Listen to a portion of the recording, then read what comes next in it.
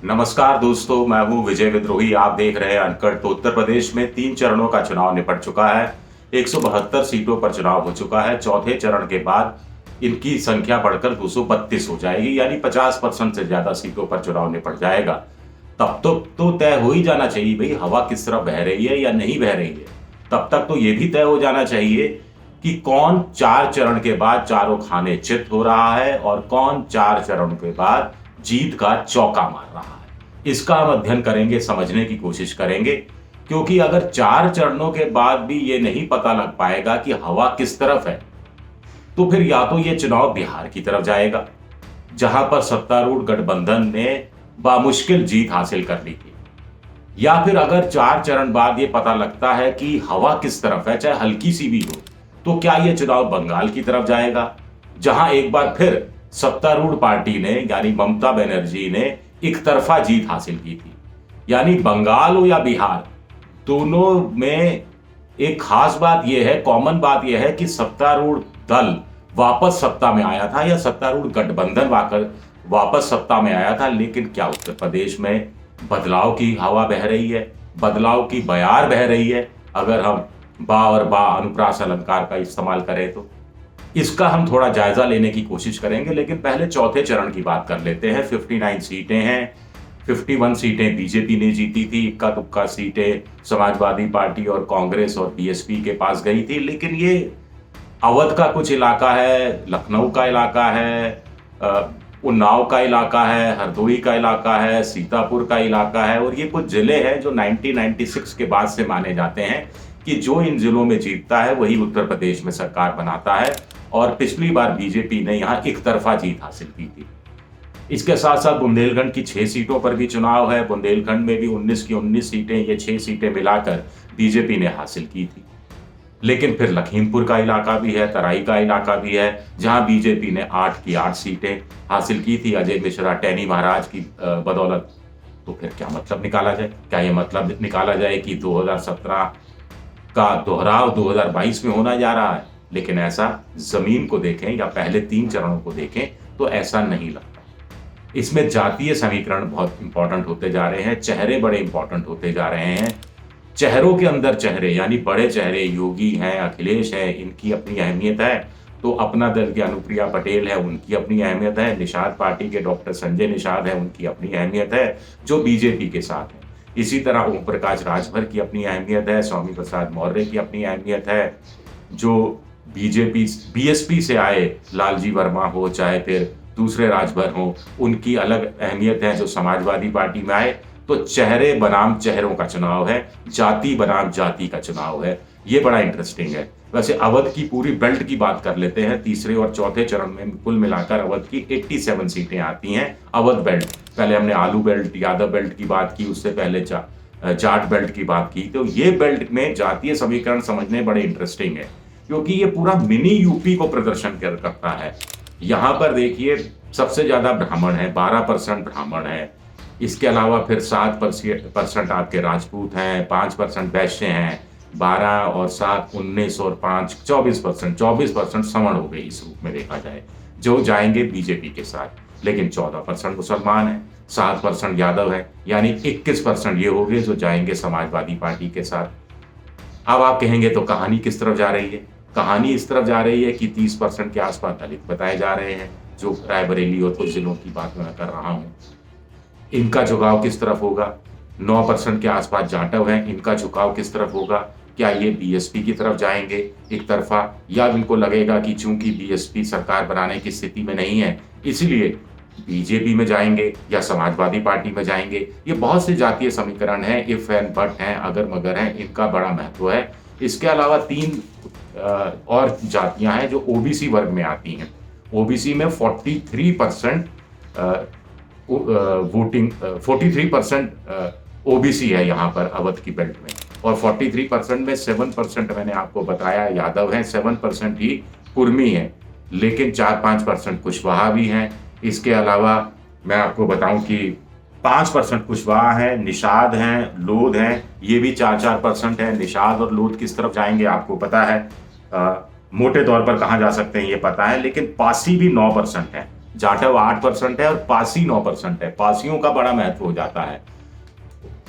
अब कुल मिलाकर कहानी यह है कि ओबीसी में जो 43% ओबीसी है, जिसमें से अगर आप 7% यादवों को हटा दें, जो हम मान के चलते हैं कि समाजवादी पार्टी में जाएंगे, या फिर इसमें हम 4% निषाद और 4% लोध यानी 8% को हटा दें, जो हम मानकर चलते हैं कि अधिकांश हिस्सा बीजेपी में जाएगा, तो बड़ा इंटरेस्टिंग हो जाता है कि 43% में से अगर आपने 15% घटा दिए तो आपके बच गए करीब 28% के आसपास।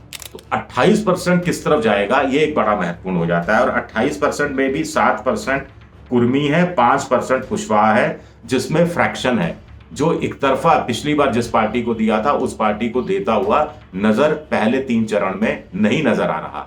तो ऐसे में भी ये चुनाव इस रूप में भी बड़ा इंटरेस्टिंग हो जाता है। लिहाजा इस मायने से भी इन चुनाव पर चौथे चरण पर और 5वें चरण पर नजर रखनी होगी। कुछ सीटें हैं जिनकी बात की जाए, जैसे कि सरोजनी नगर लखनऊ की सीट है, एनफोर्समेंट डायरेक्टरेट के राजेश्वर सिंह वहां से चुनाव लड़ रहे हैं, लेकिन उनके खिलाफ भी समाजवादी पार्टी ने भी अखिलेश यादव ने अपने खास करीबी दोस्त अभिषेक मिश्रा को चुनाव मैदान में उतारा है, जो आईआईएम के प्रोफेसर रह चुके हैं। तो बड़े मतलब पढ़े लिखे बुद्धिजीवियों में मुकाबला हो रहा है। रायबरेली सदर की सीट है, वहाँ अदिति सिंह है जो कि बीजेपी में चली गई हैं कांग्रेस को छोड़कर। वर्चुअल एक तरह से भाषण भी देना पड़ रहा है वहाँ पर रायबरेली की सांसद सोनिया गांधी को, ये भी अपनी जगह है। मुद्दों की बात करें तो बीजेपी के पास 4-5 मुद्दे हैं। आतंकवाद एक नया मुद्दा, साइकिल से जुड़ा हुआ आतंकवाद एक नया मुद्दा उन्होंने अपनी मुद्दों की जो श्रृंखला है उसमें जोड़ा है।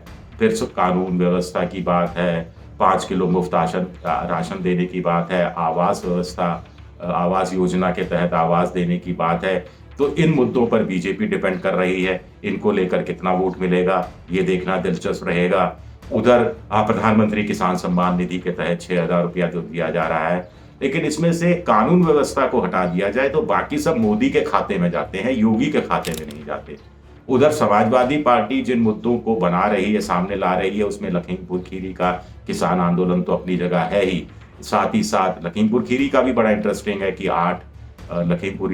लखीमपुर खीरी में 8 विधानसभा सीटें टैनी महाराज के कारण बीजेपी ने जीती थी। उससे पहले वाले चुनाव में सिर्फ 1 सीट जीत पाई थी, लेकिन जिस ढंग से 4 किसानों को कुचला गया, एसआईटी ने ही खुद टैनी महाराज के बेटे आशीष मिश्रा को दोषी पाया, दोषी मतलब आरोपी, मुख्य आरोपी बनाया। और अभी वो किसानों का गुस्सा थोड़ा कम हुआ था कि उनकी जमानत हो गई, तो उसके बाद किसानों का गुस्सा बहुत बड़ा है। अखिलेश यादव इस पर बैंक कर रहे हैं। महंगाई का मुद्दा है, बेरोजगारी का मुद्दा है, बुलडोजर का मुद्दा है। इसके अलावा आवारा गाय, आवारा पशुओं का बहुत बड़ा मुद्दा है। लखीमपुर खीरी और उस साइड के जो लोग, किसानों का कहना है कि 16,000 रुपये लग जाते हैं 1 बीघा की फेंसिंग कराने में। उनका कहना है कि फसल आधी, करीब आधी या उससे थोड़ी सी कम पशु खा जाते हैं, जो सांड है, गाय हैं, बैल हैं, उनके कारण परेशान है। ये एक बहुत बड़ा मुद्दा है, इतना बड़ा मुद्दा कि प्रधानमंत्री को भी इसको गंभीरता से लेना पड़ा। तो ये मुद्दे कितने असरदायक साबित होंगे? आतंकवाद बड़ा होगा या आवारा पशु बड़ा मुद्दा होंगे?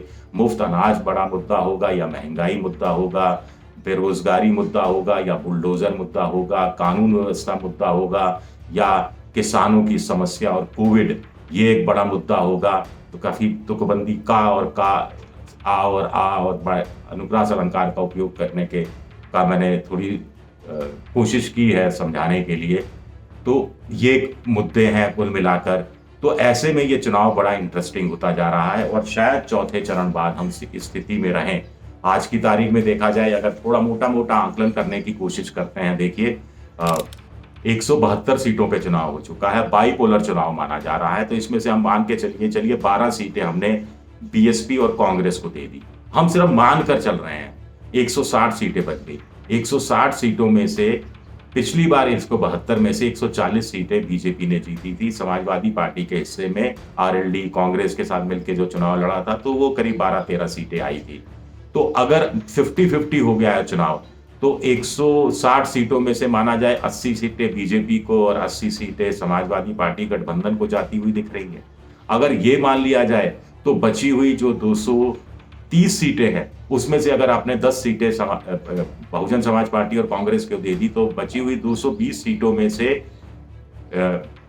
130 सीटें निकालनी पड़ेंगी।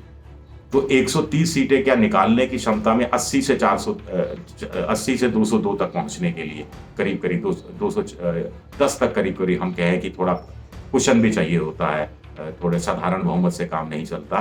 तो इतनी सीटें निकालनी होगी कि कौन क्षमता रखता है इतना, क्या बीजेपी इतनी क्षमता रखती है या समाजवादी पार्टी इतनी क्षमता रखती है। कुछ लोग कह रहे हैं कि 60 और 40 का चुनाव हो गया है, यानी गठबंधन को 60% सीटें मिल रही हैं, तो 160 का अगर हम 60% माने तो 110 सीटें क्या गठबंधन को मिल रही हैं, और बीजेपी की सीटें क्या फिर 80 में से अगर 30 घटा दें तो 50 पर आ रही हैं। या कुछ लोग कह रहे हैं बीजेपी को 60 और समाजवादी पार्टी को 40% सीटें मिल रही हैं, तो उल्टा है, बीजेपी 110 सीटें और समाजवादी पार्टी 50 सीटें ला रही हैं, और 110 सीटों को 202 तक पहुंचाना, बाकी बची हुई 120 सीटों में थोड़ा 220 सीटों में थोड़ा सा 170 सीटों में 232 सीटों के पास घटाया जाए तो कितना आसान है, कितना मुश्किल है। ये भी कुछ आंकड़ेबाजी हो रही है, पतंगबाजी हो रही है। मैं भी पतंगबाजी कह रहा हूँ, मेरी बातों को बहुत कतई पूरी गंभीरता से मत लीजिएगा, लेकिन ऐसे ही हम बैठकर बात करते हैं और इन दिनों बहुत बातें हो रही हैं एक एक सीट को लेकर, जातिगत समीकरणों को लेकर। तो उस लिहाज से देखा जाए तो ये चुनाव बड़ा इंटरेस्टिंग हो गया है। चौथे चरण के बाद स्थिति शायद और ज्यादा स्पष्ट हो पाएगी। अगर चौथे चरण के बाद भी नहीं पता लगा कि लहर है या अंडर करंट है, या लहर नहीं है अंडर करंट नहीं है, तो फिर ये चुनाव फिर बिहार की तरह हो जाएगा, कोई भी निकाल सकता है चुनाव, उस रूप में हम कह सकते हैं। वोटिंग परसेंटेज एक बड़ी गंभीर चिंतन का सवाल है। वोटिंग परसेंट जो 2-2.5%, 3% कम हो रहा है, शहरों में कम हो रहा है, जो मजबूत इलाके हैं बीजेपी की नज़र पे वहाँ कम हो रहा है, ग्रामीण इलाकों में ज़्यादा हो रहा है। इसको लेकर बीजेपी भी चिंतित है, संघ भी चिंतित है। ऐसा तो नहीं है कि कार्यकर्ता नहीं निकल रहा या कार्यकर्ता उदासीन है, कहीं ऐसा तो नहीं है कि उन्हीं का कार्यकर्ता, उन्हीं का कैडर निकल रहा है और समाजवादी पार्टी के हिस्से कम वोट पड़ रहा है, क्या ये है? तो बहुत सारे इफ, बट, अगर, मगर, किंतु, परंतु हैं। 5 किलो मुफ्त अनाज, 5 किलो मुफ्त अनाज एक बहुत बड़ा मुद्दा है। मैंने भी जाकर देखा, ये मुद्दा काम कर रहा है, लेकिन बड़ा सवाल उठता है कि क्या जाट, मुसलमान, यादव ये भी 5 किलो अनाज मुफ्त में लेने के बाद भी बीजेपी के खिलाफ वोट देंगे या देते हुए नजर आ रहे हैं? ये एक बड़ा सवाल है। क्या जाति से ऊपर उठकर 5 किलो अनाज जिनको मिल रहा है वो वोट देंगे? अगर ऐसा है तो बीजेपी साफ चुनाव जीत जाएगी। लेकिन अगर जाति हावी है तो फिर चुनाव कुछ मुश्किल में फंसा हुआ नजर आता है, खुलता हुआ नजर नहीं आता चुनाव। तो ये भी मुद्दे भी आप बहुत सारी चीजों पर विचार करें तो बड़ा इंटरेस्टिंग है। माँ बेटी का मैं एक इंटरव्यू देख रहा था। माँ को चिंता थी कानून व्यवस्था की, बेटी को चिंता थी रोजगार की, नौकरी की, एमएड किया हुआ था और शिक्षक बनना चाहती। तो क्या समझा जाए इसे? 53 लाख नया मतदाता है, फर्स्ट टाइम वोटर है, युवा है, 18 साल से ऊपर का है। इस 53 लाख में 28 लाख लड़कियां हैं, 23 लाख लड़के पुरुष हैं और 28 लाख महिलाएं हैं। तो इनका वोट किस तरफ जाएगा? महिला वोट की कोई बहुत बड़ी भूमिका रहने वाली है। महिला वोट की भूमिका इस रूप में भी रहने वाली है कि उत्तर प्रदेश में भी देखा गया कि पुरुषों के मुकाबले 3-4%, 5% अतिरिक्त महिलाएं वोट देती हैं। तो यानी उनका वोट इस रूप में महत्वपूर्ण हो जाता है।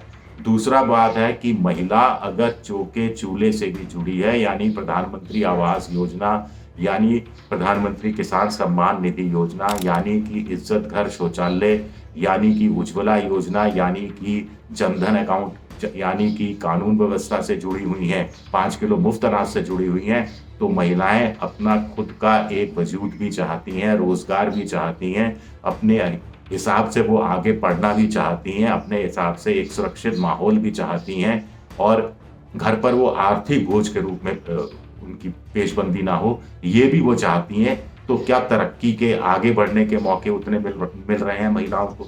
ये एक बड़ा सवाल है। दूसरा सवाल ये है कि विकास के मुद्दे हाशिए पर हैं, जो दूसरे मुद्दे हैं उनको जो नई पीढ़ी किस रूप में ले रही है, बेरोजगारों के सामने कौन सी बड़ी समस्या है। तो ये बहुत सारे मुद्दे हैं जिन पर लोगों को वोटिंग करनी है। संजय कुमार सीएसडीएस वाले कहते हैं कि साहब वोटर उदासीन इसलिए नजर आ रहा है क्योंकि वोटर तय कर चुका है, पहले ही तय कर चुका है। अगर वो पहले तय कर चुका है तो क्या आतंकवाद का मुद्दा नहीं चलेगा उनके हिसाब से? अगर नहीं चलेगा तो फिर बीजेपी के तरकश में कौन सा नया तीर बचता है, ये एक बड़ा सवाल उठता है। या फिर किसानों की बात पश्चिमी उत्तर प्रदेश में हो गई, गन्ना किसानों की बात हो गई, यादवों की बात यादव बेल्ट में हो गई जो कि तीसरे चरण में निपट गया, अब छठे सातवें चरण में भी आएगा ये लौट के। लेकिन तो क्या अब कुल मिलाकर अखिलेश यादव के तरकश में कोई नया तीर नहीं बचा है? ये एक बड़ा सवाल है।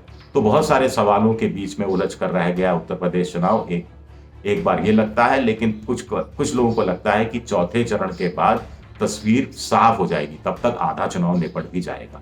आधे से ज्यादा 232 सीटों में यानी 50% से ज्यादा सीटों पर चुनाव निपट भी जाएगा। चलिए इस पर आगे विस्तार से आपसे और आगे बात करते रहेंगे।